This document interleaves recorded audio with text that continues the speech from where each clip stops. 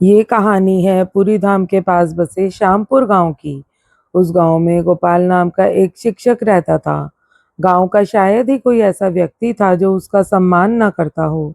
गोपाल केवल बच्चों को पढ़ाता ही नहीं था, बल्कि हर दुख सुख में गांव वालों के साथ खड़ा रहता था।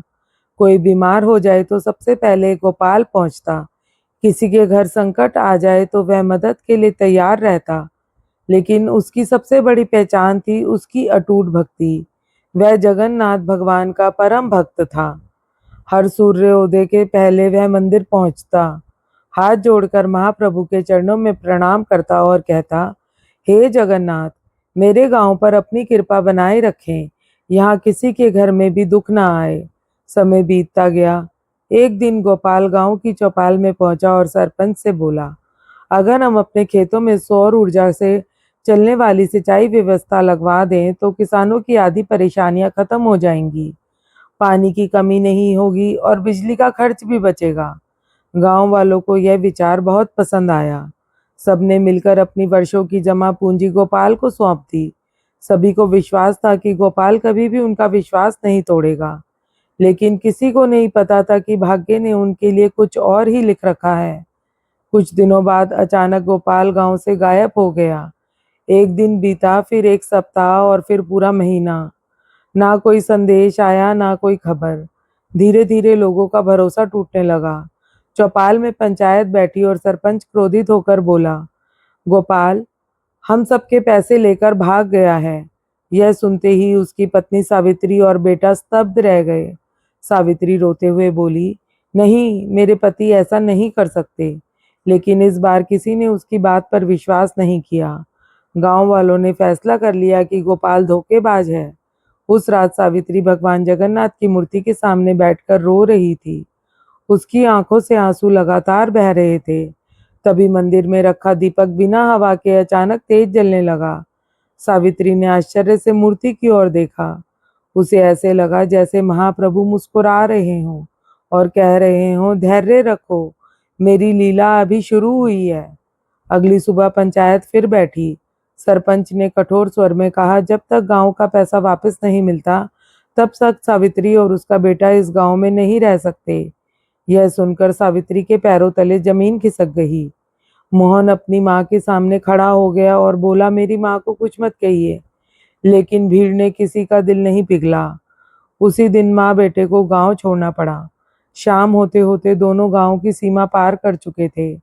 सावित्री ने आखिरी बार पीछे मुड़कर मंदिर के शिखर को देखा और दूर से ही भगवान जगन्नाथ को प्रणाम किया। तभी एक सफेद पक्षी अचानक उनके सिर के ऊपर आकर 3 बार चक्कर लगाने लगा। फिर वह जंगल की ओर उड़ गया। मोहन ने आश्चर्य से पूछा, माँ, यह पक्षी हमारा पीछा क्यों कर रहा है? लेकिन जवाब किसी के पास नहीं था। अनजाने में उनके कदम उसी दिशा में बढ़ने लगे। जंगल में प्रवेश करते ही चारों ओर घना अंधेरा फैल गया। दोनों सुबह से भूखे थे। प्यास और थकान से उनका शरीर जवाब दे रहा था।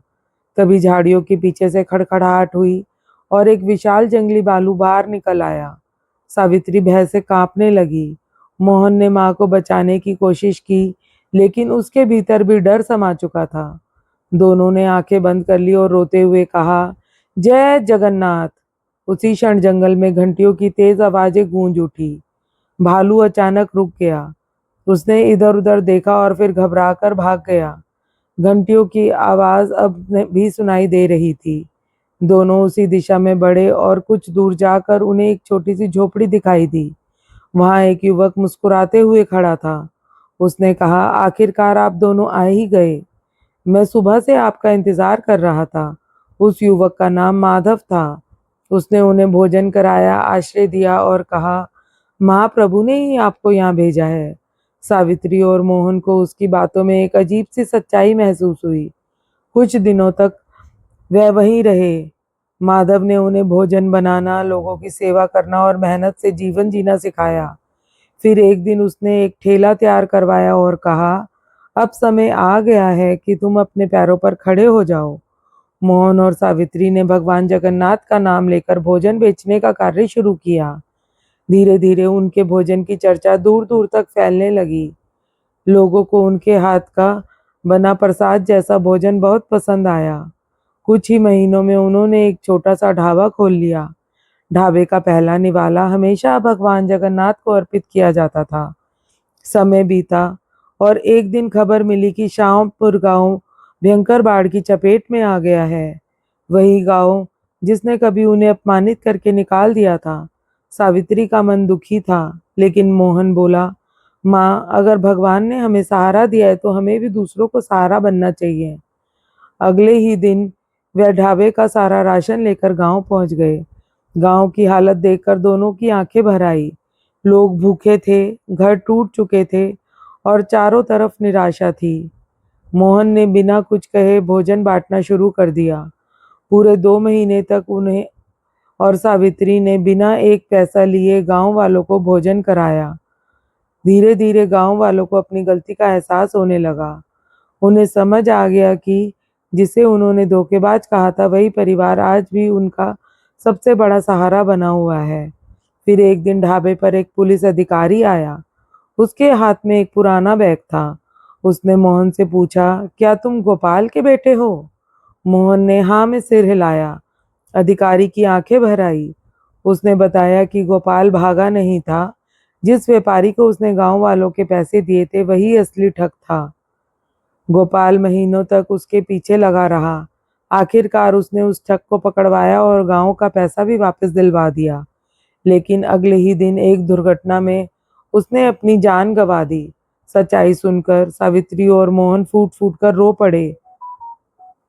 पूरे गांव की पंचायत बुलाई गई। सरपंच हाथ जोड़कर बोला, हमने एक सच्चे इंसान पर शक किया, हमें माफ कर दो। मोहन ने आंखों में आंसू लिए कहा, अगर मेरे पिता आज यहाँ होते तो वो भी आपको माफ कर देते। उसी रात मोहन को स्वप्न में भगवान जगन्नाथ के दर्शन हुए। महाप्रभु मुस्कुराकर बोले, जिसने अपमान का उत्तर सेवा से दिया वही मेरा सच्चा भक्त है। जिसने दूसरों की पीड़ा को अपनी पीड़ा समझा वही मेरे सबसे करीब है। अगले दिन गांव वालों ने मिलकर एक बड़ा भोजनालय बनवाया और उसका नाम रखा गोपाल जगन्नाथ प्रसाद भंडार। कहते हैं उस दिन के बाद मोहन और सावित्री के जीवन में कभी किसी चीज की कमी नहीं रही, क्योंकि जहाँ सेवा होती है, जहाँ क्षमा होती है और जहाँ सच्ची भक्ति होती है, वहाँ स्वयं भगवान जगन्नाथ निवास करते हैं। और आज भी श्यामपुर के लोग अपने बच्चों को यह कथा सुनाते हैं कि महाप्रभु अपने भक्तों की परीक्षा जरूर लेते हैं, लेकिन अंत में उनका सम्मान संसार के सामने अवश्य स्थापित करते हैं। जय जगन्नाथ। आपको हमारी यह भावुक और प्रेरणादायक कहानी पसंद आई हो तो वीडियो को लाइक ज़रूर करें, अपने दोस्तों और परिवार के साथ शेयर करें और हमारे चैनल को सब्सक्राइब करना ना भूलें। आपका एक छोटा सा सपोर्ट हमें ऐसी ही दिल छू लेने वाली कहानियाँ आप तक पहुँचाने की प्रेरणा देता है। ऐसी ही नई नई हिंदी कहानियों, इमोशनल स्टोरीज और परिवार से जुड़ी दिलचस्प कहानियों के लिए हमारे साथ जुड़े रहिए। धन्यवाद।